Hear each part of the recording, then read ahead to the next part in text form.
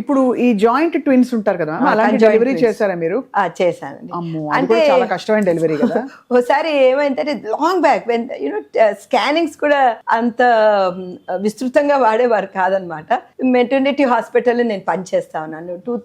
1996 వరకు నేను government maternity హాస్పిటల్లో పనిచేశాను. సో అప్పుడు అంత వాడలేదు మన స్కాన్. ట్విన్స్ అని తెలుసు కానీ కంజాయింట్ అని అంత క్లియర్గా ఇవ్వలేదు రిపోర్ట్. చూస్తే అది ఒక బేబీ తల వచ్చేసింది, rest of the baby is not coming out.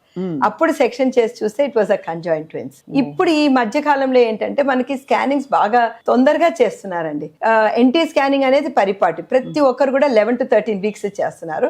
So I been couple of conjoint twins నేను టర్మినేషన్ చేశాను. Because that was at 11 weeks to 15 weeks మధ్యలో. సో అది బెటర్, కంజాయింట్ ట్విన్స్ ని బెటర్ నాట్ టు. ఇట్స్ అంటే again it's depends on what they parents కావాలా, వాళ్ళు ఏం కావాలి అనేది. మనకి ఫేమస్ వీణావాణి ట్విన్స్ స్టోరీ చాలా రోజులు మీడియాలో చాలా పెద్ద sensational story. But I just wonder, అంటే ముందు ముందు వాళ్ళ లైఫ్ ఎలా వాళ్ళు కొనసాగిస్తారు? అంటే వాళ్ళకి ఇంకా వేరే ఆప్షన్ ఉండదు కదా మ్యామ్, అలాగే ఉంటారు కదా లైఫ్. అంటే వాళ్ళది క్రేనియోఫేగే అనుకుంటానండి. Both the heads were fuse together. So అదే it's becomes a very complicated. One of the twin కి డెత్ అయ్యే అవకాశం ఉంటుందని.